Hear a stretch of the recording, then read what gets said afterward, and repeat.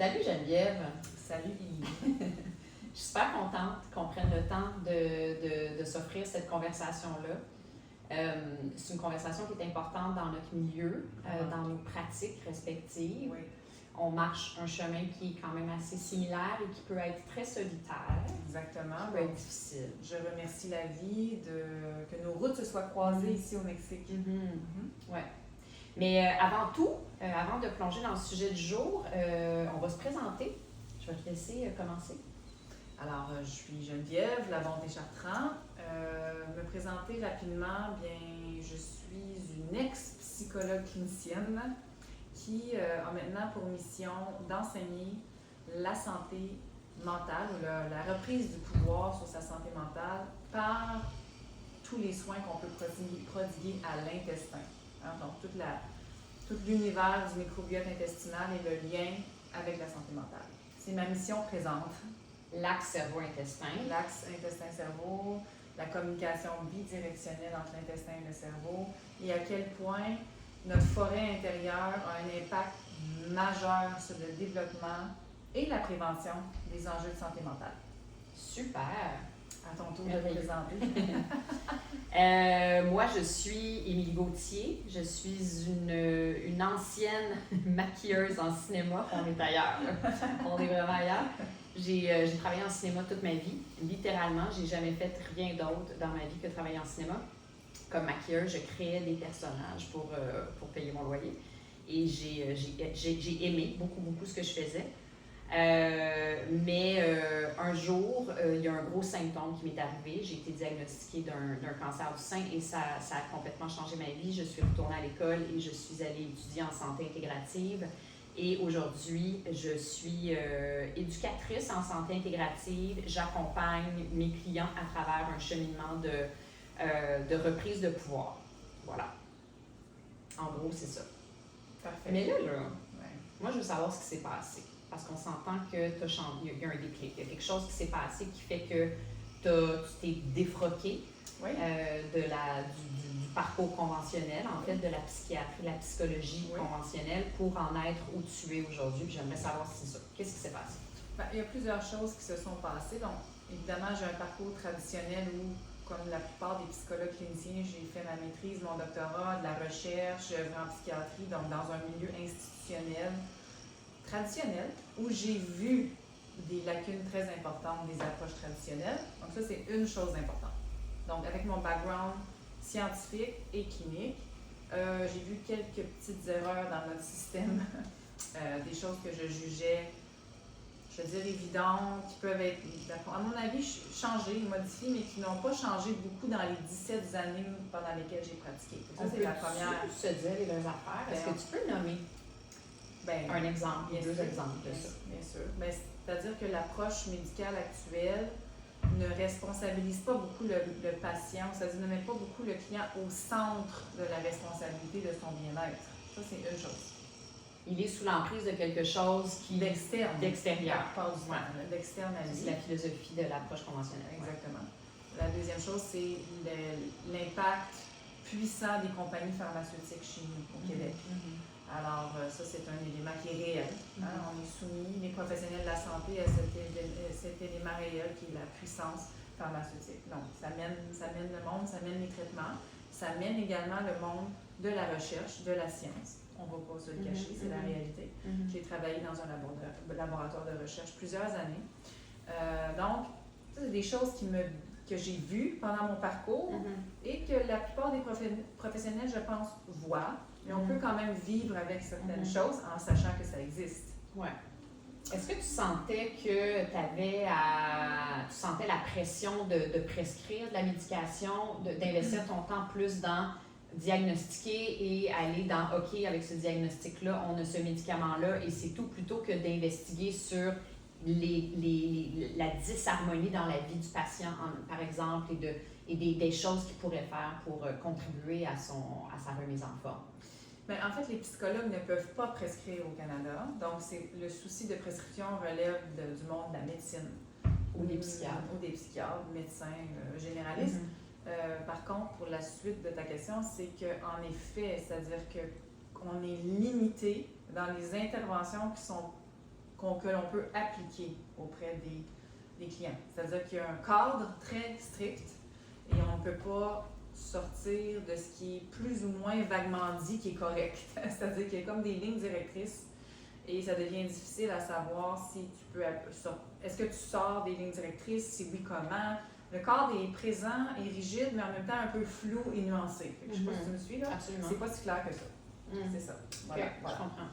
Et le deuxième élément qui m'a amené beaucoup à réfléchir sur les traitements disponibles actuellement, c'est mon fils, la santé de mon fils. Donc, j'ai un adolescent de 17 ans maintenant et j'ai pratiqué pendant 17 ans. Donc, ça me donne une idée que j'ai commencé ma pratique avec un jeune enfant. J'étais enceinte de lui, en fait, lors de ma soutenance de maîtrise. Donc, j'ai vu rapidement, mon fils a eu des diagnostics. Comme beaucoup de parents aujourd'hui, au niveau neurodéveloppementaux, c'est plutôt commun que les enfants aient des diagnostics, alors qu'à l'époque, c'était plutôt rare. Hein? Aujourd'hui, on est en explosion des troubles neurodéveloppementaux. Donc, dès les premières semaines de vie, mon fils a eu des problèmes de santé importants, subi des hospitalisations, eu des prises en charge dans le système médical très jeune, eu usage de médication, opération avant l'âge de 1 an. Et donc, s'en est suivi des diagnostics multiples au niveau de la santé mentale et physique dans les premiers 5 ans de vie, 5 premières années de vie. Et moi, comme professionnelle de la santé et comme maman, eh bien évidemment, j'ai remis un peu le statu quo en question. Parce que quand c'est ton enfant qui est malade, même si tu travailles dans un domaine X, évidemment, les parents, on cherche toujours à comprendre, aller au-delà de ce qui nous est dit. Et moi, avec mon background de recherche, encore plus, je pense. Et ça m'a ouvert une porte sur la santé intégrative, cet événement-là, que je ne connaissais pas du tout après mon parcours totalement traditionnel à l'université. Ça m'a ouvert un nouvel horizon, là. Et là, ça m'a vraiment fait comprendre que ce qu'on a appris à l'université, c'est ça, là. Mais il existe un univers de connaissances peu accessible aux professionnels de la santé pour différentes raisons qu'on pourra énumérer si tu veux, mais pour différentes raisons. Ben moi aussi, c'est un peu... en fait, moi, c'est moi qui ai été malade. Oui. C'est... tu sais, je t'avoue que j'étais quand même assez curieuse en lien avec tout ce qui était alternatif et complémentaire avant que je tombe malade. C'est dans ma nature, je pense, un petit côté spirituel, curieux de voir qu'est-ce qui se passe en dehors de la boîte et tout ça et tout ça. Mais évidemment qu'à partir du moment où j'ai eu mon diagnostic, ben là, ça a été OK. Est-ce que je vais prendre le chemin conventionnel de la chimiothérapie, de la radiothérapie, de la chirurgie, de la médication, etc., etc., ou bien je vais aller voir s'il n'y a pas quelque chose qui est plus adapté à mes croyances. Ce qui, pour moi, est une démarche complètement normale et saine. Absolument. Hein? Tout à fait. Quand on reçoit un diagnostic ou même quand on se fait dire des choses par les professionnels de la santé, c'est la base. Utiliser notre jugement. Ben oui, l'esprit critique, ce qui est bon pour nous, ce qui colle, ce qui est dans nos valeurs et croyances. Exact. J'ai fini par faire une partie du protocole conseillé par mon équipe médicale conventionnelle, donc la famille oncologique. J'ai fait la chimiothérapie, j'ai fait la chirurgie. Ça a été ce que j'ai décidé de faire finalement. C'est sûr que la pandémie, moi, c'est arrivé au début de la pandémie, donc je pouvais pas, j'avais considéré, au départ, je voulais aller dans une clinique alternative, ici au Mexique d'ailleurs, mais la pandémie est arrivée et ça a été impossible, la clinique a fermé, on ne pouvait pas voyager, etc., etc. Et étant donné que la tumeur que j'avais était agressive, il fallait qu'on fasse quelque chose assez rapidement, exactement. Donc, j'ai décidé d'aller de l'avant avec ça. Mais tu sais, en bout de ligne, ce que je dis souvent, qui est important à comprendre, je crois, puis je pense qu'on est d'accord là-dessus, c'est que, d'abord, moi, je suis contente que les choses se soient passées de cette façon-là. Parce que je commençais à étudier, à faire mes recherches en lien avec tout ça à l'époque. Je manquais beaucoup de connaissances. Et je réalise aujourd'hui que de faire disparaître une tumeur naturellement, sans l'aide de la chimiothérapie, c'est un gros parcours. Je ne pense pas que c'est impossible, pas du tout, parce qu'on a plein d'exemples. On appelle ça la rémission, comment ils appellent ça? Total remission ou en tout cas quelque chose comme ça. Bref, mais c'est un gros travail. Puis on parle de 2 ans d'un travail presque monastique, de rigidité alimentaire, mais globale, holistique en fait. Et c'est ça, très difficile, puis c'est pas garanti que ça va disparaître. Donc je suis contente d'avoir finalement en bout de ligne eu la chimiothérapie qui a fait disparaître la tumeur. Mais j'ai fait un gros travail. J'ai vraiment joué un rôle hyper actif dans mon processus de guérison. Oui. En parallèle, d'abord, avant, ensuite, pendant les traitements de chimio et ensuite après, dans lequel je suis encore aujourd'hui puis dans lequel je vais être pour le reste de mes jours. Donc, ce que je trouve important de nommer, c'est que c'est pas parce qu'on choisit cette route-là, c'est pas parce qu'on choisit de sortir de la boîte qu'on est contre le conventionnel et ce qui est en place actuellement. Ben, je peux parler peut-être pour mon histoire personnelle. Ouais. Mais à l'époque, quand mon fils a eu son premier diagnostic, ben, c'était au jour 1 de la naissance. Là. Donc, il y a eu des problèmes. Donc, évidemment, j'ai eu recours aux interventions médicales qu'on me proposait.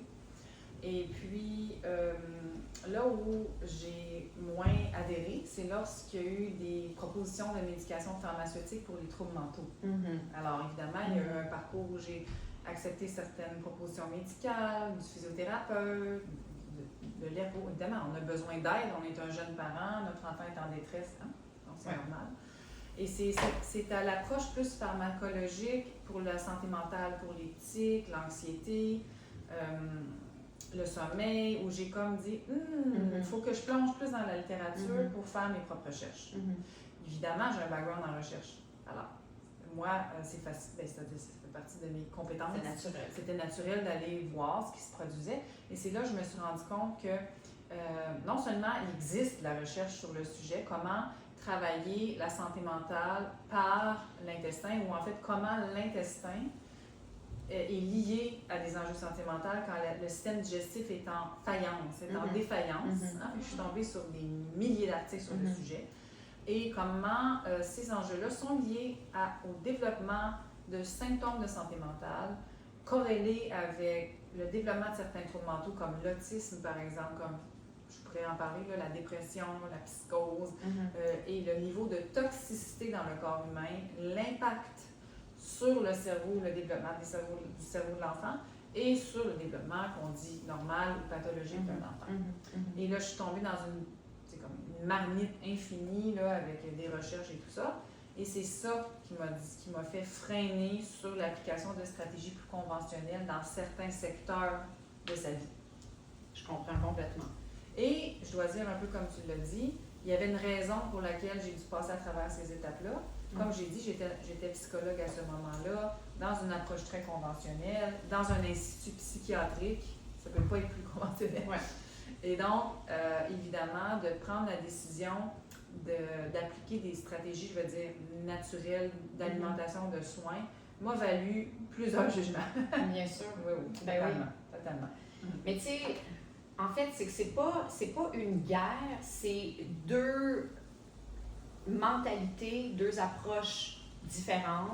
La médecine conventionnelle, c'est clair, elle se concentre sur le symptôme. OK? C'est ça. C'est ça sa mission, c'est la route qu'elle a décidé de prendre.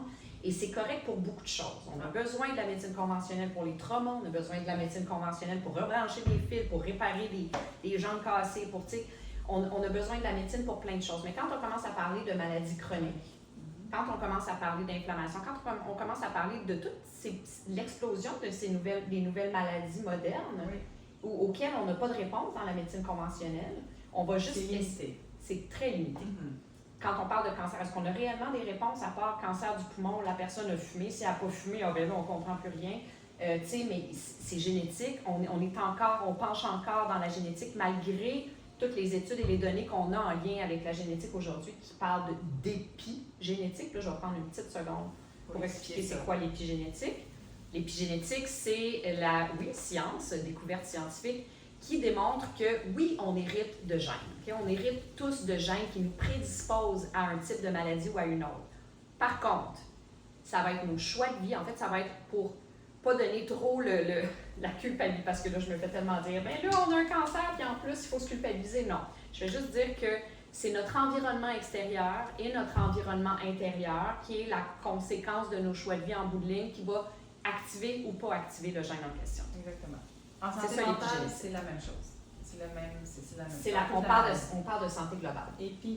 Épigénétique. Puis on peut parler de neuroplasticité avec le cerveau. Ben c'est un principe qui est le même, mais en fait, la neuroplasticité, c'est la remodélation de neurones, de liens neuronaux, en fait, dans le cerveau, ce qui dit qu'on a un pouvoir. En gros, tout ça nous démontre qu'on a un pouvoir. Je dois ajouter sur le sujet que quand j'étais une jeune psychologue, j'ai fait un stage en oncologie. C'était mon premier stage à l'hôpital. Et puis donc, j'ai dû suivre des formations en santé, en maladies chroniques et tout ça. Puis une des formations que j'ai suivies à l'hôpital Chio, dans le département génétique, parce que ça s'opère là en Outaouais, à Chio, de toutes les analyses génétiques. Je ne savais pas. Tu ne savais pas, non. C'est ça que j'en parle. Évidemment, ma spécialisation, c'est pas le cancer comme ex-psychologue, là, mais j'ai travaillé dans et j'ai dû faire des formations, tout ça. Et quand je suis sortie de cette formation en génétique à Chio, mon raisonnement, c'était de dire, parce qu'on nous a tous les 4 jours de formation, le message qui revenait constamment. Là, on parle en 2008, là, ça fait longtemps. 2008, c'était épigénétique, 5% des cancers seulement sont d'ordre génétique. Ouais. Là, on martelait sur l'épigénétique et moi, comme jeune psychologue, j'étais flabbergastée d'entendre ça. Ouais. Voyons, ma mère avait un cancer à l'époque. Ça m'a aussi beaucoup brassé dans mes croyances. En fait, il y a 2 choses. Il y a, oui, effectivement, aujourd'hui, c'est démontré qu'environ 95% des cancers ne sont pas d'origine génétique, contre 5 qui sont d'origine génétique. Mais ce 5%-là, il y a l'épigénétique aussi. Ça veut dire quoi? Ça veut dire que l'individu en question a contribué d'une façon ou d'une autre à laisser le gène s'exprimer dans son corps, se manifester dans son corps. L'affaire, c'est que les gens ne savent pas toujours ce qui va contribuer à l'expression. C'est pour ça que ça peut sonner culpabilisant. Effectivement, mais en fait, avant tout ça, c'est de comprendre qu'on a un pouvoir. Exactement. Le problème dans notre société nord-américaine, moderne, c'est qu'on ne croit plus ça. On ne pense pas, on pense que c'est le fruit du hasard. Tu sais, quand j'ai eu mon diagnostic, là, une des phrases que j'ai entendues beaucoup quand les gens ont appris que j'avais un cancer du sein, c'est « Ah, exactement ». C'est ce qu'on m'a dit le plus. Et malgré que je connaissais même pas encore le principe de l'épigénétique, j'avais même pas étudié encore en santé intégrative et en médecine fonctionnelle, ça marchait pas. Je recevais ça et j'étais comme non, j'y crois pas à ça. C'est pas une affaire de chance ou de malchance. Je sais que j'ai d'une façon ou d'une autre contribué. Puis là, je me sentais même pas, j'étais pas en train de me taper sur la tête, j'étais en train de me responsabiliser. Puis c'est super différent. Il y a une grosse nuance entre les deux. On parle pas de se culpabiliser, on parle de reprendre notre pouvoir, donc se responsabiliser. Face à ça, je vais faire une petite parenthèse, parce que là, des parents t'écoutent peut-être dans ma communauté plus axée sur la santé mentale, puis ils se disent « OK, donc tu es en train de me dire que quand mon enfant naît autiste, c'est de sa faute. » Parce que pareil. Alors aussi, il faut dire qu'il y a un élément super important, c'est le transfert du bagage du microbiote intestinal aux enfants qui s'opèrent dans l'épigénétique. Donc, ça veut dire que les bactéries, votre jardin intérieur, est transféré à votre enfant là, dans différentes façons, voie vaginale, intra-utérin, les gonies, au bébé, fait qu'il y a ça. Et donc, si on a un parent qui est malade, si on a un parent qui a un niveau de toxicité élevé, il va transférer ça au bébé. Ce qui fait qu'aujourd'hui, de plus en plus d'enfants naissent et développent des problèmes de santé de façon très précaire. Là, je vais parler dans mon champ santé mentale. Mais c'est juste pour faire la suite, pour pas dire aux gens « Ah ben là, c'est de la faute de votre enfant s'il est né malade », mais il y a comme tout ce transfert-là qui s'opère maintenant. Mais juste le microbiome, là, tu sais, on est loin d'avoir fini d'en entendre parler, puis heureusement, on a besoin, et il est grand temps qu'on commence à en entendre parler parce que c'est vraiment la racine de notre bien-être, de la prévention des maladies. Puis oui, ça commence, puis pas juste en santé mentale, en lien avec la maladie globale. Ça commence à partir du moment où on sort du ventre de notre mère. Puis d'ailleurs, petite information supplémentaire, ben, tu sais, si on est par césarienne, si on est normal naturellement, si on est allaité, si on n'est pas allaité, si on est séparé du exactement, tout ça, tous ces petits éléments-là vont contribuer à construire le microbiome du bébé. Exactement. Ensuite, l'environnement dans lequel il va grandir. Comment les parents nourrissent l'enfant. Puis ensuite, quand on devient un adulte, tu sais, oui, l'enfant qui a été... Moi, je suis née naturellement, j'ai été allaitée, ma mère m'a pris peau à peau, etc., etc. Donc, j'ai eu tous les souches, les levures, champignons, bactéries de ma mère qui ont participé à construire mon microbiome intestinal et donc, du coup, à renforcer mon système immunitaire, etc., à construire mon système immunitaire, entre autres, et ma santé mentale. Mais il reste que plus tard, je suis devenue un adulte et j'ai fait des choix. Donc, par exemple, de manger d'une certaine façon, de boire de l'alcool, de prendre certains médicaments, de vivre dans un environnement plus qu'un autre, bon, tous ces éléments-là, tous ces choix-là inconscients pendant tellement longtemps et encore aujourd'hui pour la majorité des êtres humains ont contribué à affaiblir ou à enrichir mon microbiote intestinal et du coup à contribuer à la façon dont je me sentais globalement aux maladies, aux symptômes, qu'à la prévention de... Donc, c'est une bonne nouvelle de comprendre qu'on a beaucoup de Mais pouvoir. exactement, Oui. exactement. Mais c'est c'est ce qu'on essaie de faire. C'est épeurant des fois Oui. pour les gens de recevoir ça. Oh non, Oui. donc je dois changer Oui. des choses. Oui. Ou Oui. changer des choses pourrait m'aider. Oui. OK. Mais même en santé mentale, j'ai pratiqué dans un cabinet traditionnel, là, dans le bureau du psychologue pendant près de 15 ans. Là, et les gens ont aussi cette notion, comme tu mentionnais, que ben, je suis déprimée. En fait, on a pathologisé beaucoup d'événements que je considère normaux de la vie. Être en peine d'amour, s'adapter à un changement, se séparer, être en deuil. Bien sûr, il y a de la tristesse, il y a des émotions, il y a des stades, mais c'est devenu médical et pathologique. Et donc, le recours, une fois qu'on se fait dire que c'est pathologique, être en deuil, c'est pathologique, être menstrué, avoir des douleurs, c'est pathologique. Et bien donc, le réflexe, ce à quoi les gens ont été conditionnés, c'est d'aller vers une molécule pour se restabiliser. Et on a tellement entendu qu'on peut naître chimiquement débalancé. C'est une croyance qui est partagée, même dans mes cours au doctorat, on parlait de ça. Que les gens croient dur comme fer, que d'aller vers la molécule va les restabiliser, ou même qu'ils sont brisés chimiquement, que leur génétique a influencé leur santé mentale. Donc, il n'y a pas beaucoup d'accès à qu'est-ce que je fais dans mon jardin intérieur qui peut contribuer de manière interoceptive à mes symptômes. Qu'est-ce qui se passe à l'extérieur de moi qui peut contribuer? Le stress, mes choix de vie environnementaux, les traumas générationnels, il y a plusieurs facettes, mais l'aspect interne est très, très ignoré de la plupart des gens. Mais ça, c'est une philosophie sociétale, culturelle, globale. C'est pas juste en lien avec la santé mentale, mais c'est vraiment tout. Et la santé, point. C'est vraiment, on est dans une optique. Puis moi, je fais toujours un lien avec Newton, qui est arrivé avec... Non, mais tu sais, il est quand même arrivé avec l'idée selon laquelle...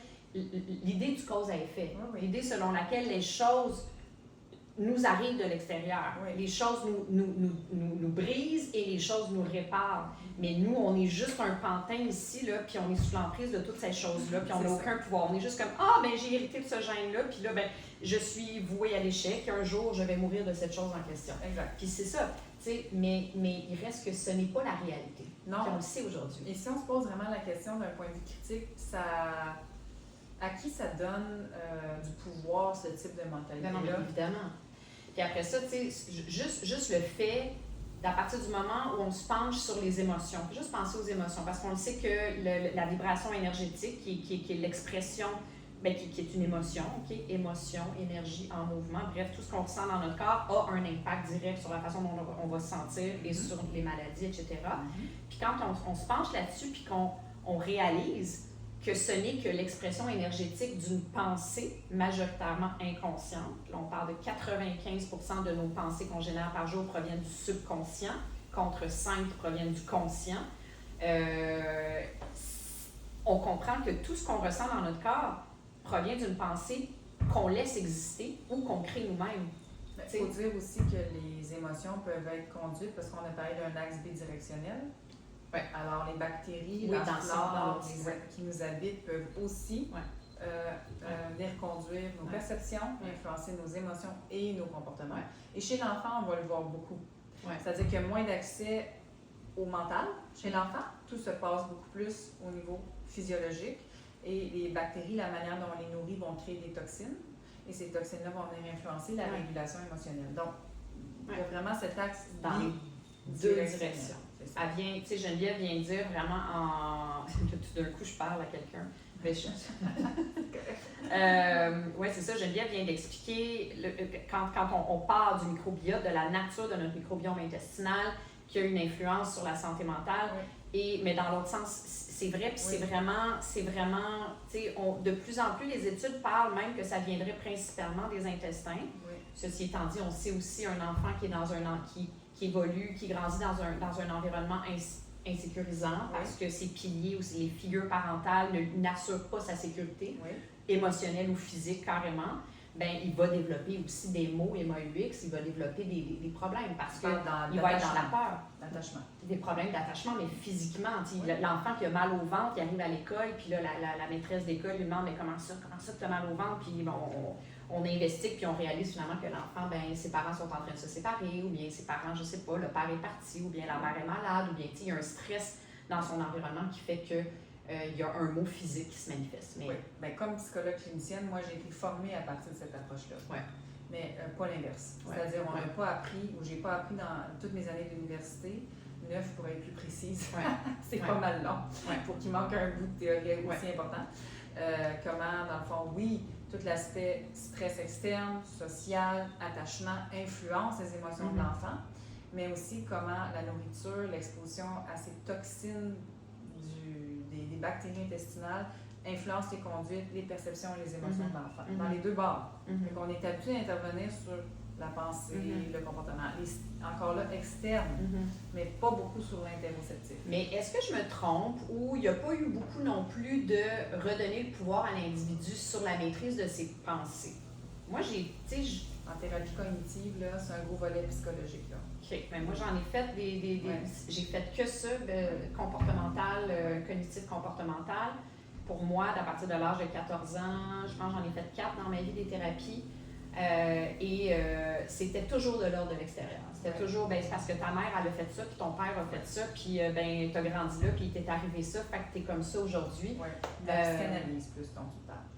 Il y a différents courants de pensée en psychologie. La psychanalyse qui va focusser plus sur ce que tu as nommé, les traumas infantiles, les parents, l'attachement. Mais il y a aussi toutes sortes d'autres courants psychologiques, le comportementaliste, le cognitif, le gestaltisme. Mais tant mieux si on fait comprendre à l'individu que la perception nous guide au niveau énergétique, influence notre vie, drive les émotions, a un impact majeur sur nos choix de comportement, évidemment. Ben oui, nos pensées. Les pensées négatives, surtout. Oui, c'est ça. Ça change tout. Évidemment. La peur. Puis on le sait aujourd'hui, la peur égale le stress, égale le système nerveux sympathique, la dérégulation du système nerveux, crée une dysbiose dans nos intestins. En effet. Mais l'alimentation peut aussi créer une dysbiose et du stress. Bien sûr. On peut travailler. Et c'est ça que moi que je nomme, c'est que la lacune principale dans mon approche, c'est qu'on aborde juste l'axe bidirectionnel dans un sens, pas dans l'autre. Il manque un sens. Il manque une... Voilà. Mais, OK, mon Dieu, très intéressant. Puis là, la raison pour laquelle on a senti, en fait, à la base, on s'est rencontrés la semaine dernière, puis on a échangé sur une réalité auquel on fait face dans nos pratiques, ce qui a fait qu'on a décidé de céduler cette conversation-là ensemble aujourd'hui. En effet.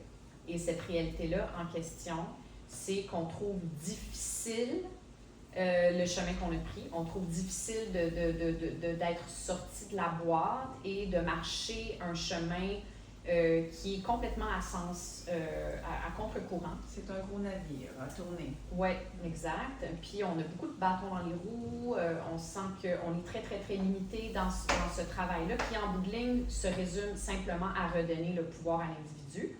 Son pouvoir d'auto-guérison. On n'est pas dans une optique du tout d'abolir quelque chose en place ou même de faire le procès de quoi que ce soit. Non. Là, on nomme des choses, on nomme les raisons pour lesquelles on a choisi le chemin qu'on a choisi, mais il reste que on ne parle que de philosophie, on ne parle que d'approches distinctes, et non de nous qui faisons le procès contre quoi que ce soit. Mais c'est de donner aux gens une option que la plupart des gens ne voient pas, ne connaissent pas ou n'auront pas accès. C'est ça, en fait. C'est comme une option de plus qui est inexistante dans les parcours traditionnels. Simplement.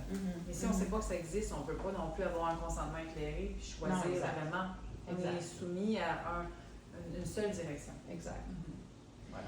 C'est pour ça que je fais ce que je fais. Quand ma curiosité chronique a émergé après mon diagnostic et que j'ai décidé de sauter dans des recherches pour aller voir ça vient de où, une tumeur hormonodépendante, comment ça que ça s'est développé dans mon corps, etc., et que j'ai découvert tellement de choses, j'ai découvert tellement d'informations, non seulement hautement pertinentes, mais qui auraient pu m'aider bien plus tôt dans ma vie, qui auraient pu me servir vraiment beaucoup, et que j'ai compris qu'il y avait une femme sur 8 qui se retrouvait dans ma situation, qui recevait aujourd'hui à l'époque 2020, le diagnostic que j'ai reçu. Et je ne comprenais pas pourquoi on ne nous parlait pas de toxines environnementales, pourquoi on ne nous parlait pas d'alcool, pourquoi on ne nous parlait pas de stress chronique, pourquoi on ne nous parlait pas de... Tu de nourriture inflammatoire, de nourriture transformée, pourquoi, etc., etc. Et j'ai senti le besoin de transmettre l'information le plus que je pouvais. Donc, c'est la raison pour laquelle je fais ce que je fais aujourd'hui. Bravo. Ceci étant dit, merci, mais bravo à toi aussi. Ceci étant dit, c'est pas un chemin facile. Non. Ben, pour ma part, si je fais un peu de pouce sur ce que tu as dit, moi j'ai un fils qui a un diagnostic de TDAH, de syndrome de dysfonction non-verbale et de dyspraxie motrice sévère. À l'âge de 5 ans, il y avait tous ces diagnostics et d'autres que je n'aimerais pas plus physiques. Mais donc, pour ma part, mon conjoint et moi, on a travaillé à intégrer des protocoles d'alimentation fonctionnelle. On s'est formé à la pratique GAPS. On s'est formé aussi à la diète sans gluten et sans caséine en Europe. On a essayé plein de choses, des thérapies de réflexes primitifs. On est vraiment sorti de la boîte pour l'aider. Et je peux dire qu'on a renversé son diagnostic aujourd'hui à 95%. On a un enfant qui fonctionne normalement à l'école, sans plan d'intervention, un bel adolescent. Alors ça, c'est notre le plus beau cadeau qu'on a pu se faire. Oui. Mais au même titre que toi, ça a demandé de faire face à du jugement. On va en parler un peu plus, mais ça, c'était dans notre vie privée. Donc, dans sa vie privée, quand tu as fait des choix de te soigner, tu l'as fait pour toi. Il y a quand même eu, je suis certaine, des jugements, de la peur de ton entourage, des commentaires, tout ça. Mais ça reste que c'est quand même toi qui as pris la décision de le faire. Et c'est un peu la même chose pour notre enfant, c'est qu'on a subi, moi professionnellement, évidemment, des réponses des professionnels avec qui je travaillais, de la famille, il y a eu des réponses, mais on a quand même décidé, c'est une décision familiale, d'aller de l'avant pour notre enfant. Ça, c'est une chose. Maintenant, on est sur les réseaux sociaux. ça, c'est complètement autre chose. De transmettre notre expérience personnelle, professionnelle et les connaissances, ça amène un autre niveau de réaction sur les réseaux sociaux. Puis on voulait en parler un peu. Oui, parce que oui, tu as raison, effectivement, il y a c'est toujours nourri par la peur, de façon générale. C'est, en tout cas, moi, mon expérience. Il y a nourri par la peur dans mon entourage, c'est-à-dire, quand j'ai nommé la possibilité d'aller dans un centre de traitement du cancer alternatif ici au Mexique, là, c'était évidemment, mes parents, mes amis avaient peur que je me trompe, etc. Après ça, les oncologues aussi. Mais là, tu vois, à partir du moment où je suis rentrée dans le protocole suggéré conventionnel, j'ai continué quand même à faire des recherches puis à nommer des choses dans le bureau de mon oncologue, par exemple à parler du sucre, à parler du fait que à mon premier traitement de chimiothérapie, la nutritionniste oncologiste, qui vient voir les patients le premier jour de la chimiothérapie, arrive avec un document qu'elle nous donne, puis elle dit « Voici ce que vous pouvez manger et ce que vous ne pouvez pas manger. » Donc, je me rappelle très bien d'avoir ouvert le document devant elle et d'avoir lu la liste des aliments que je ne pouvais pas manger, qui étaient principalement des aliments antioxydants dont je prenais avant. Oui. Mais ça, c'est normal, dans le sens où on comprend qu'à partir du moment où on prend la route du médicament qui va venir tuer les cellules cancéreuses, qui sont malheureusement qui sont pas ciblées juste sur les cellules cancéreuses, qui vont aussi attaquer malheureusement les bonnes cellules. Bref, il ne faut pas venir l'affaiblir avec un antioxydant. Donc, thé vert, curcuma, gingembre. C'est quand même assez. C'est quand même, oui, c'est quand même assez. On enlève bon. Les aliments qui sont bons pour notre santé. Oui, mais c'est parce qu'on n'est pas dans une optique de redonner le pouvoir au corps avec la chimiothérapie. On est dans une optique de tuer tout. Voilà. Mais c'est important de le dire que les gens comprennent. On enlève les aliments qui sont liés à la rémission du corps pour tuer et le bon mot. La médecine, tu sais, une approche alternative au conventionnel, là, son optique, c'est d'aller renforcer le corps, d'aller lui donner ce dont il manquait, ce qui fait qu'il est tombé dans cet état-là à la base. Moi, je prends toujours l'image de la forêt parce que je trouve que ça aide les gens à comprendre. C'est quoi l'image de la forêt? On peut percevoir le corps humain comme une forêt. Pensez à la diversité d'une forêt. Dans la forêt, il y a conifères, feuillus, parasites, c'est-à-dire champignons, fleurs, animaux. Ils vivent tous en harmonie. Ils ont une fonction. Autant le champignon qu'on peut dire toxique a une fonction d'alimenter les sols et de nourrir avec ses nutriments une autre plante qui vit plus loin. Et cette harmonie-là fait que la forêt fleurit, la forêt grandit, la forêt est belle, la forêt respire. Donc le corps humain, c'est la même chose. Et donc, dans les approches occidentales, on ne cherche pas à aller faire refleurir et travailler en harmonie avec ces communautés. Et de dire, on va amener des ingrédients alimentaires où on va cesser d'alimenter, disons, des champignons toxiques pour que la forêt reprenne vie. on va plutôt essayer de mettre le feu dans la forêt, hein, pour tout éteindre. Exact. Et ensuite dire, bon, on va voir comment le corps va gérer ça. Exact. C'est Très un belle peu image. différent. Mais c'est ça. Ben, c'est complètement différent. Complètement différent. Mais moi, à la base, c'est ça. Fait que c'était le chemin renourrir la forêt que je voulais prendre, mais je n'ai pas pu, donc j'ai mis le feu à la forêt. Mais tout ça pour dire que la nutritionniste vient à moi, me donne le document en question et je vois, OK, c'est bon, thé vert, etc. J'ai compris le message. Jello. Mais là, dans la liste des choses que je peux manger et qu'elle suggère fortement de manger, fromage cottage, fromage blanc, pain blanc, crème fouettée. Il était écrit crème J'ai fouettée. dit Jello en joke, mais je suis certaine. Il n'était pas écrit Jello, mais en tout cas, il était écrit toutes ces autres affaires-là. OK. Mais, et moi, de tout de suite, de faire. Attends un peu, là. Un instant, allez nulle part, madame, là, il faut qu'on se parle. Je comprends pas pourquoi il est écrit ça. On s'entend-tu qu'il y a une abondance de données en lien avec le lien des glucides simples et des glucides points avec les cellules cancéreuses. Puis elle a dit, oh non, madame, non, pas du tout. En fait, ce qui est vraiment très, très, très important, c'est que vous ne perdiez pas de poids, puis nous, on veut que vous preniez du poids. Ouais. Je dis, écoute, je sais pas, je suis pas nutritionniste, mais c'est quand même clair qu'il y a une façon de bien prendre de prendre du poids de façon saine et une façon qui est pas simple. Je peux donner un exemple similaire en psychiatrie. Donc, j'ai travaillé en psychiatrie pendant, j'ai dit, une décennie. Et dans cette décennie-là, j'ai œuvré sur les unités de soins longue durée. Donc, des gens qui font des psychoses, troubles bipolaires avec épisode maniaque. Et la même chose, une nutritionniste qui vient sur les étages pour nous parler de la nutrition importante pour des gens qui ont fait des psychoses toxiques, là, sous les drogues, sous l'alcool, sous les médicaments. Et au menu, pain blanc, barre de chocolat, liqueur, sucre à volonté. Ouais. Mais l'impact de l'alimentation dans la médecine conventionnelle est complètement banalisé. Puis on manque énormément d'éducation. On est arrêté sur vraiment une vieille mentalité, à mon avis, qui est désuète et qui est on n'a aucun cours de nutrition à l'université. Ben non, mais c'est ça. Ni les médecins, ni les psychologues, ni les médecins, effectivement. Non. Alors, c'est très déficitaire. Moi, j'avais pris des cours au cégep avec une mineure en nutrition. J'avais de l'intérêt pour ça. Fait qu'au cégep, sciences nat, avec mes préalables, j'avais pris nutrition durant ma technique. Ouais.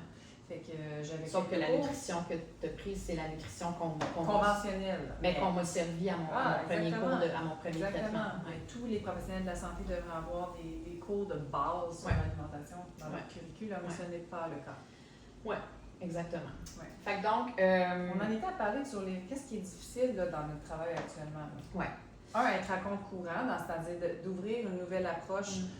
Ben, c'est pas nouveau, c'est vieux de millénaires ces approches-là. Mais parler d'un nouveau courant en ligne à l'heure actuelle des réseaux sociaux, ça amène, moi j'observe, ça peut être parfois confrontant pour l'individu qui reçoe ça de nouveauté. Mais oui, absolument, puis il est là le problème. Oui. Quand j'ai commencé à créer du contenu autour de ça, puis à les partager sur les réseaux sociaux, j'ai reçu beaucoup de haine, on va l'appeler, les haters, c'est ça, un peu. Oui. On me disait beaucoup, tu sais, la phrase que j'ai dit tout à l'heure, ben c'est ça, en plus d'avoir word cancer, il faut qu'on se tape sur la tête. Tu sais, j'ai eu à répéter beaucoup la phrase « Je ne parle pas de se culpabiliser, je parle de se responsabiliser ».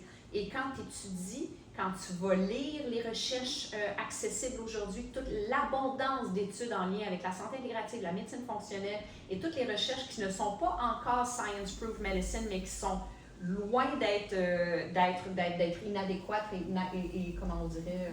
En fait, les recherches sont bonnes. C'est que on peut publier, être un chercheur, puis avoir des articles scientifiques incroyables et on ne se fait pas publier dans aucun journal. Il ne faut pas oublier ça. Ouais. Et l'autre chose, c'est avant que les médecins, les psychologues, les professionnels qui nous soignent, que ça arrive dans le bureau, ça prend 10 ans. Au moins. Minimalement. Et au Québec, j'en veux dire plus. Ben, c'est 17 là, je pense. Ben, c'est ça. Exactement. Entre 10 et 17 ans. Puis c'est juste aussi important d'utiliser notre jugement puis de comprendre que c'est pas parce qu'on n'a pas de preuve scientifique que la non-preuve scientifique a une preuve.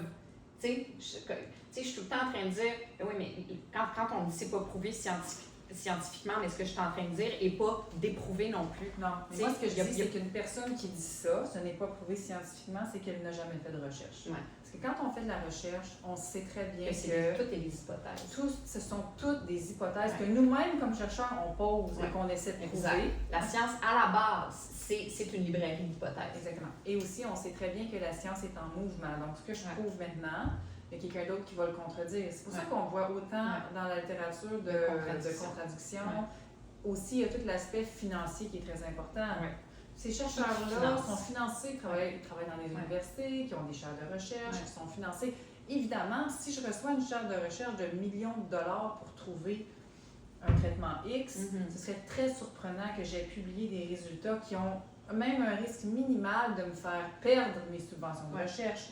Il y a plusieurs facteurs qui viennent influencer réellement ce qui est tangible, ce qu'on voit dans la littérature. Il manque des données. Il y a plein de choses qui ne sont pas publiées.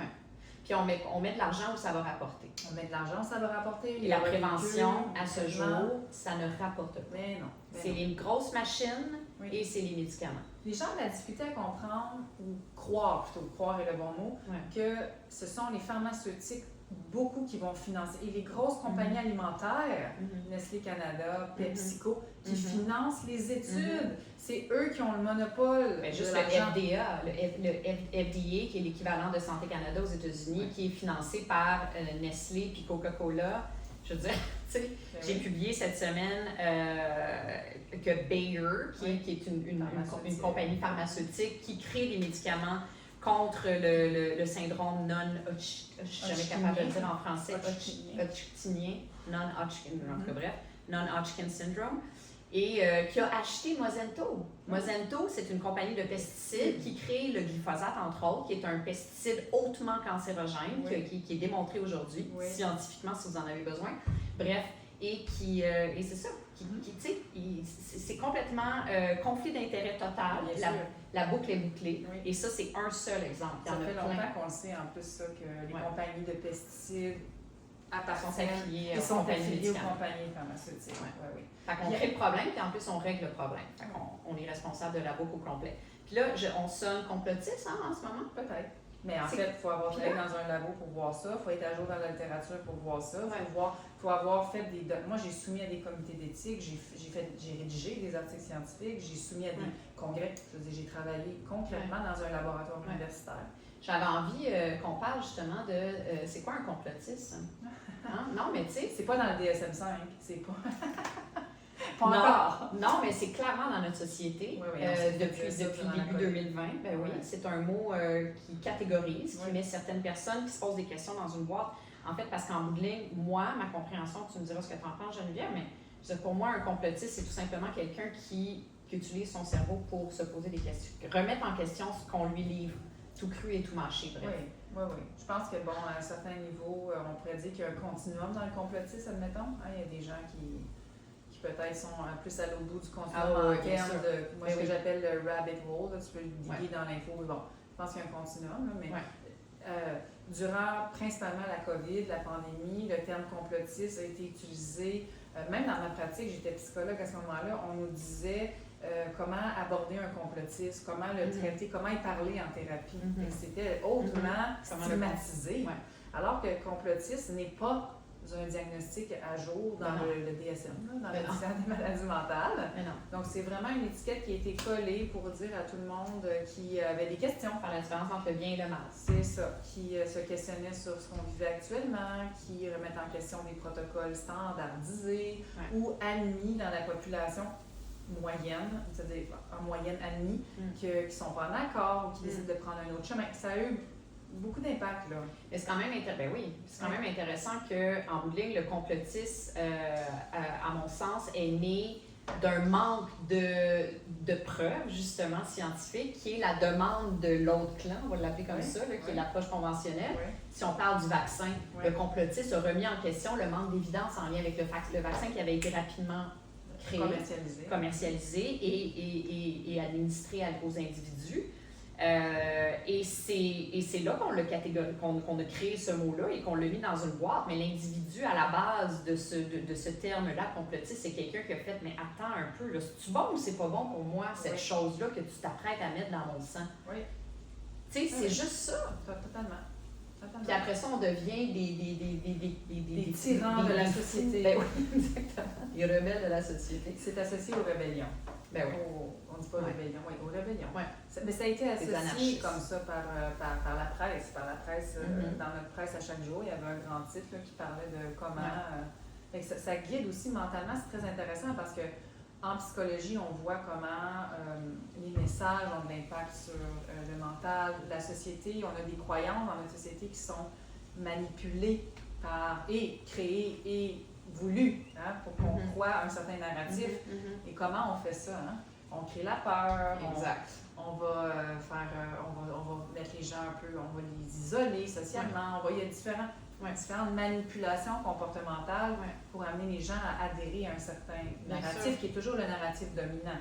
Puis pour revenir à la peur de la responsabilisation, mais c'est pour ça en fait, parce que tu sais, c'est perçu comme un gros saut dans le vide quand on réalise qu'on a un impact, on a un rôle à jouer dans notre santé. Oui. Et qu'on a été conditionné toute notre vie à penser que le contraire, à penser qu'on n'en avait pas. Alors, mais attends, j'ai remis ma santé, j'ai remis tout mon pouvoir entre les mains de quelque chose à l'extérieur de moi. On peut l'appeler le gouvernement, on peut l'appeler le système de santé, on peut l'appeler le système d'éducation. J'ai remis tout mon pouvoir, pas juste de santé, de jugement, entre les mains de tout ce qui est écrit dans les médias, de tout ce que mon médecin dit, de tout ce que, etc., etc. Et tout d'un coup, tu me dis que c'est pas eux qui détiennent la vérité, c'est moi. Ça fait peur, ça donne le vertige. Évidemment que ça donne le vertige. Ben, c'est dur non seulement parce que ça demande de se remettre en question sur les choix de vie, qui n'est pas évident, et ça demande aussi à l'humain de faire un effort pour d'amener un changement. Et ça, c'est toujours très difficile. Mais bien sûr. Changer. Bien sûr. De changer. Ouais. Ça prend un gros choc. Je l'ai toujours souvent dit. un gros choc. Ouais. C'est souvent un gros choc. Nous, dans notre cas, on a vécu des histoires qui nous ont ouvert les yeux, qui nous ont ouvert les yeux et qui nous ont forcé un peu à sortir de la boîte. Ouais. Et ça a été positif, mais chez certaines personnes, juste ça, c'est un choc. Ouais.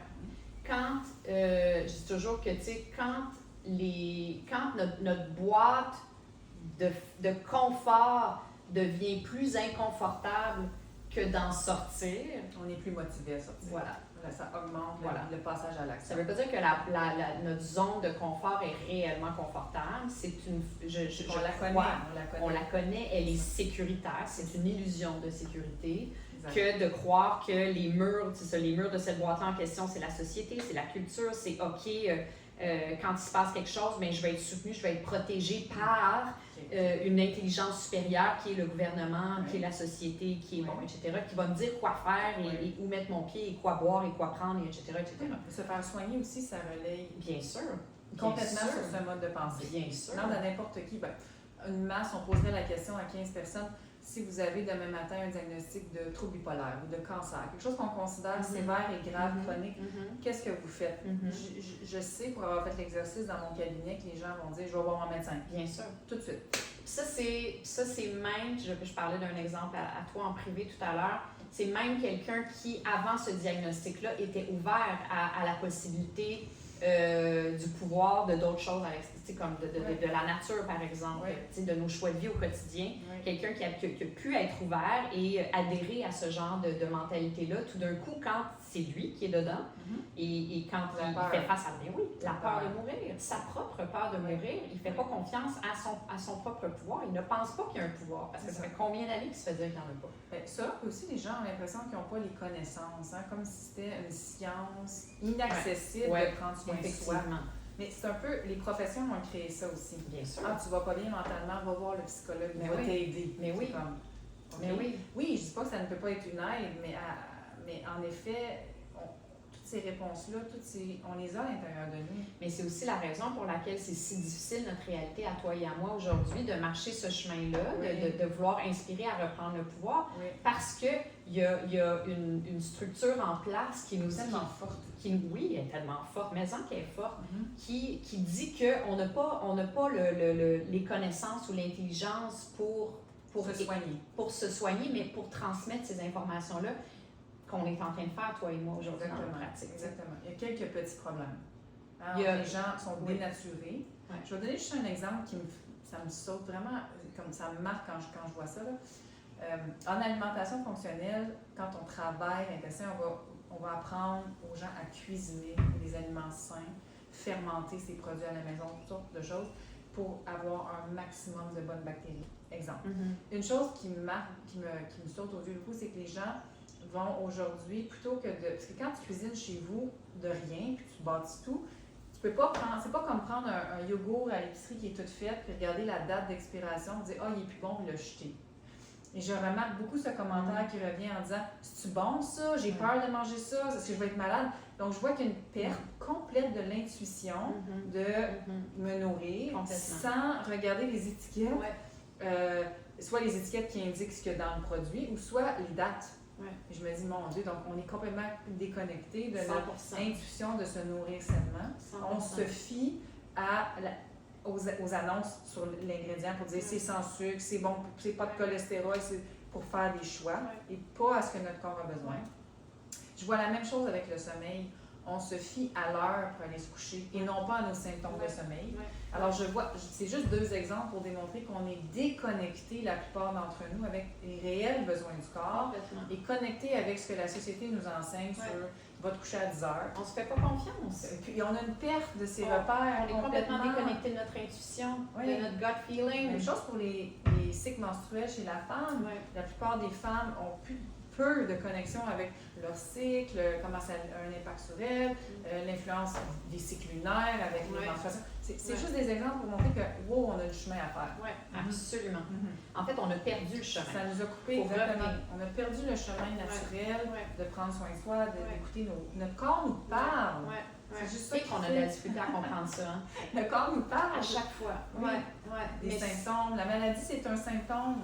C'est un symptôme autant physique que mental que ça ne va pas, rien ne va plus.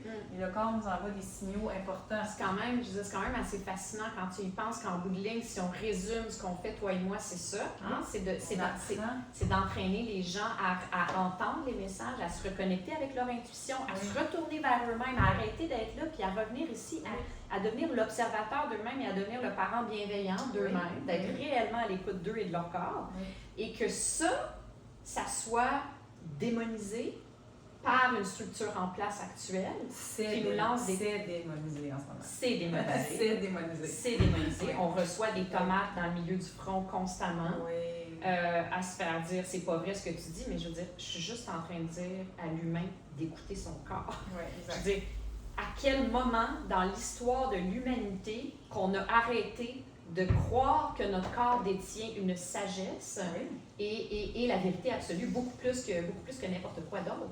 Je veux dire, la réponse est ici. Il y a la bio-individualité, il y a l'unicité, il y a ton histoire intrinsèque de tes cellules, du legs transgénérationnel, unique à toi, etc., etc., etc. Il n'y a aucun médecin scientifique sur cette terre qui peut connaître exactement l'historique et les besoins de tes cellules à toi. Exact. Mais aussi...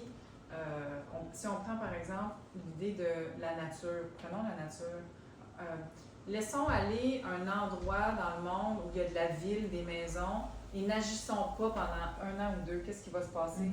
Qu'est-ce qui va prendre le dessus? Bien oui, dans la nature, évidemment. Tellement qu'on va perdre la ville, ça va envahir. Alors la nature, c'est très puissant. Là, le message qu'on envoie aux gens, c'est que ça n'existe pas, que ce n'est pas scientifique, que la nature n'a pas cet impact. On a perdu tout, on est dénaturé, c'est vraiment ça le bon. On s'est complètement dénaturé. Complètement. Pour être dans la société moderne, la société technologique, la société occidentale qui va vite, qui a des objectifs à atteindre. Et pour atteindre ces objectifs, c'est presque impossible d'atteindre les objectifs demandés par la société tout en étant connecté intuitivement à notre corps. Parce que vraiment, on s'apercevrait beaucoup plus rapidement ça qu'on est trop stressé, on doit ralentir, on se couche trop tard, on ne peut pas être sur son téléphone cellulaire parce que c'est nocif. Alors, une fois qu'on se reconnecte à notre intuition et à notre nature, on se rend compte rapidement qu'on fait plein de choses au quotidien qui sont complètement nocives pour nous, mais qui sont des attentes et demandes auxquelles on adhère de manière parfois inconsciente, parfois consciente, pour des objectifs souvent matériaux, souvent financiers, externes, souvent d'attentes de la société. Hein? On parle de problèmes au sein de notre système de santé, par exemple, l'engorgement dans les cliniques, le manque de médecins de famille et tout ça. On parle de l'obésité, on parle des maladies cardiaques, on parle des nouvelles maladies, on parle de tout ça. Mais à quel moment on entend parler, par exemple, de la problématique des lumières bleues qui dérégulent notre rythme circadien, qui fait qu'on dort moins bien, qui fait qu'on dort 2,7 heures de moins qu'en 1940, selon les études. C'est énorme. Et qu'est-ce que ça fait, ça, quand on manque de sommeil? Notre leptine et notre ghrelin, qui sont les hormones de la satiété et de la faim, sont complètement dérégulées, ce qui fait qu'on a plus faim et qu'on ne sent pas le sentiment de satiété. Donc, ce qui fait qu'on prend du poids. Quand on prend du poids, on tombe en résistance à l'insuline, diabète de type 2, problèmes cardiovasculaires, problèmes cognitifs, etc., etc. On ne parle jamais de ça. Non, on va parler de, c'est quoi le nouveau médicament? Ozempic. Ozempic, exactement. Ozempic, oui. Ça, on investit on parle dans la aussi de l'effet publicité de ça. sans problème. Ben oui. C'est sûr.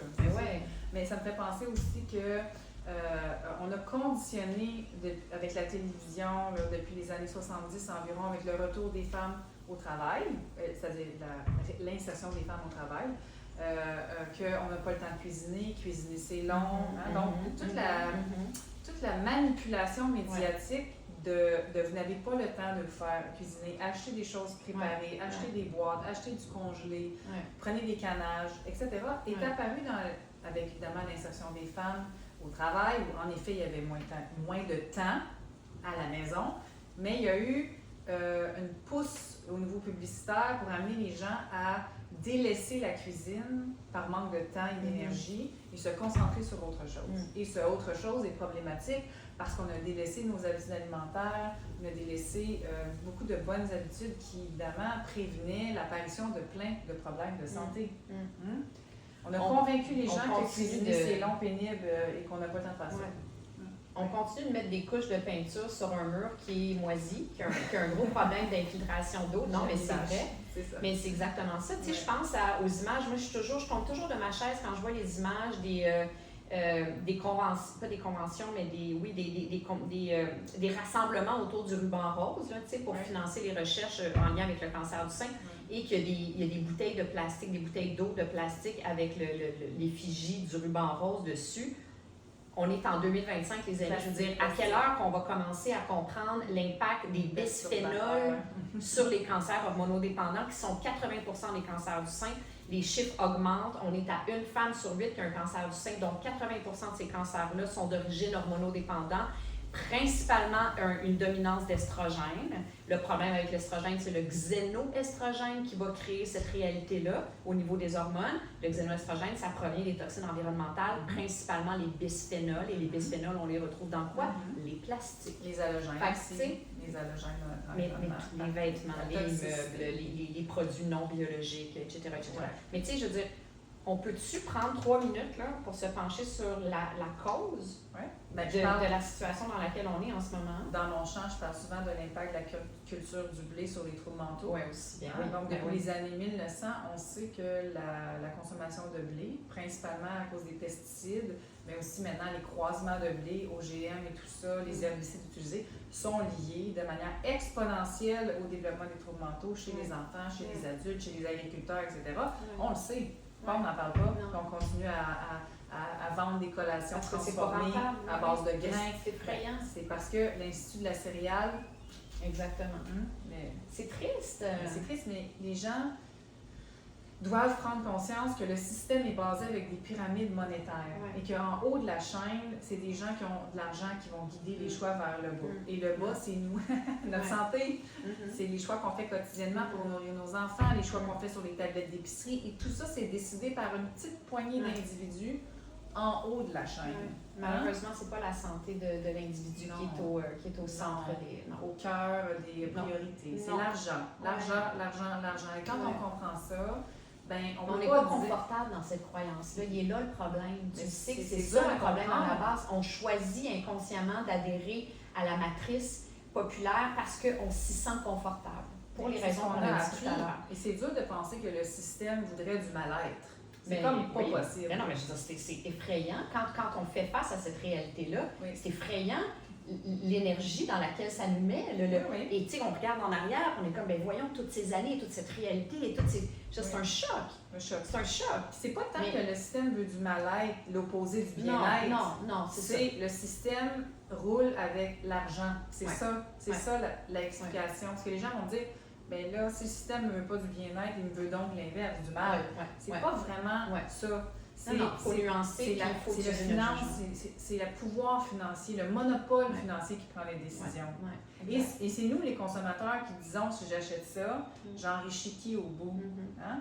Et donc, prendre des décisions différentes au niveau de nos choix alimentaires vient aussi à changer qui est alimenté et c'est qui a le gros bout du bâton comme consommateur. Lire les étiquettes, c'est pas parce qu'il est écrit organique dessus que c'est réellement ou naturel dessus que se lit réellement puis que c'est réellement au service de notre santé. Donc, s'éduquer, etc. Puis c'est ça notre mission, c'est la raison pour laquelle on fait ce qu'on fait aujourd'hui. Puis c'est quoi notre souhait? T'sais? On souhaite, mais je vais te le demander, tu souhaites quoi, toi? De quelle façon ça pourrait être plus léger, ton travail, ton cheminement pourrait être plus fluide, disons? Plus fluide. Ben, ce que je souhaite, moi, personnellement, c'est d'influencer positivement, de changer la vie concrètement dans 500 000 foyers. C'est un gros objectif. J'aime ça. Non, il faut être ambitieux. J'aime ça, j'y crois. C'est ma vision. Et donc, en souhaitant ça, ça vient évidemment avec le revers où je suis certaine que dans un pèlerinage, il va y avoir des cailloux. Donc, je le sais.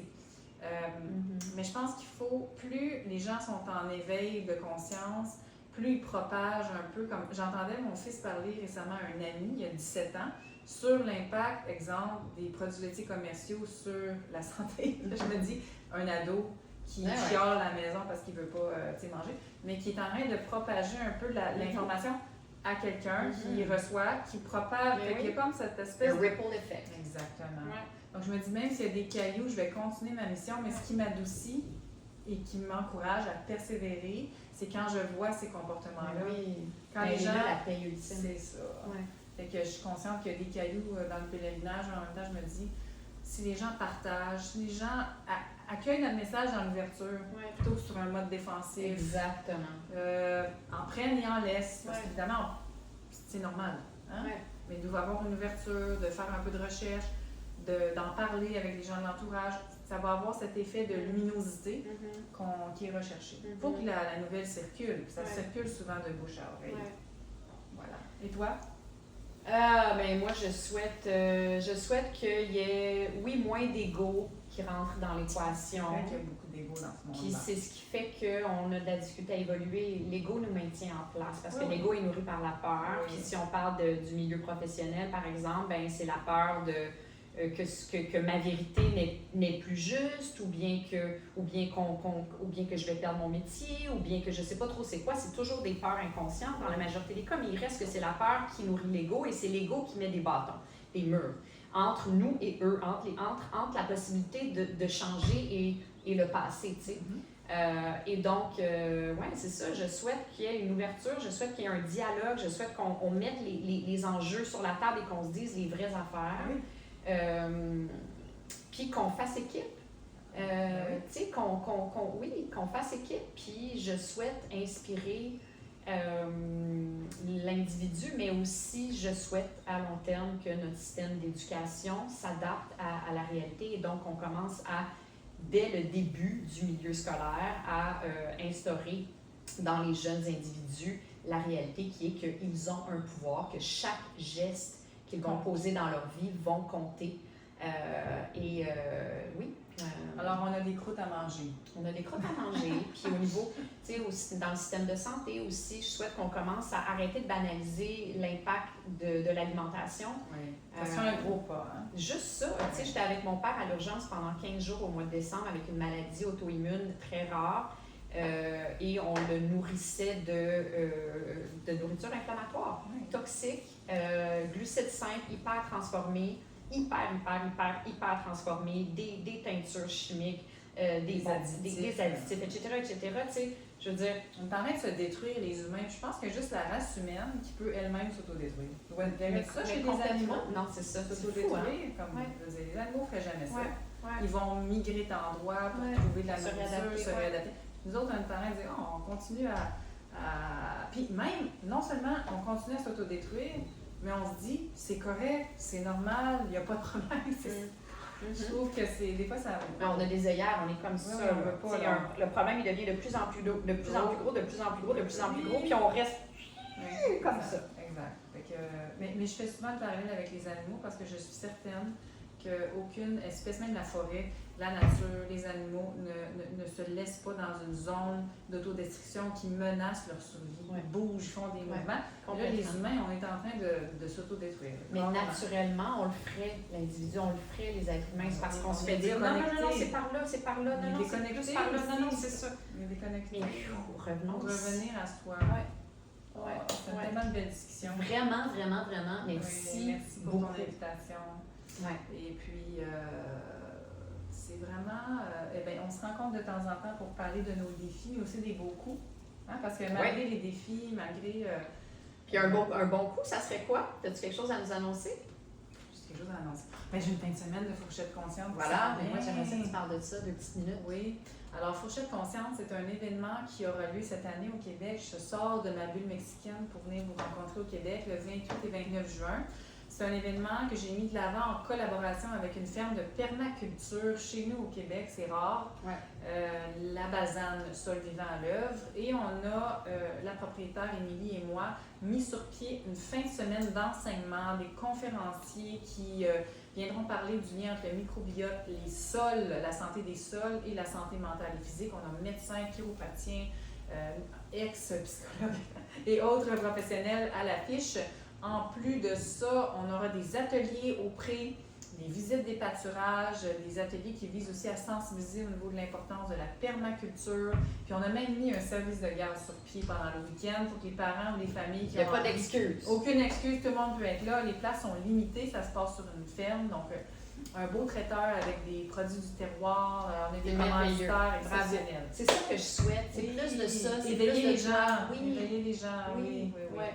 Fait que bravo à toi aussi, ta belle mission. Tu as aussi un programme qui commence bientôt. Oui, programme de coaching de groupe qui s'appelle Bloom, qui commence le 4 mai. C'est un programme qui va prendre la forme d'un grand ménage de printemps, d'une détoxication printanière, disons, qui se concentre principalement sur l'alimentation, mais aussi sur redonner de l'amour à nos organes émonctoires, faire un ménage. Apprendre à se protéger de tous les perturbateurs et dérégulateurs dans lesquels nous baignons. Nous pataugeons. Exactement. Et aussi donner de l'amour à notre système nerveux, bien sûr. Je sais que c'est un programme extraordinaire. Alors voilà, les amis, vous avez plein d'options. Puis nous, on va éventuellement se rasseoir ensemble. Avec grand plaisir. Certaine. Merci.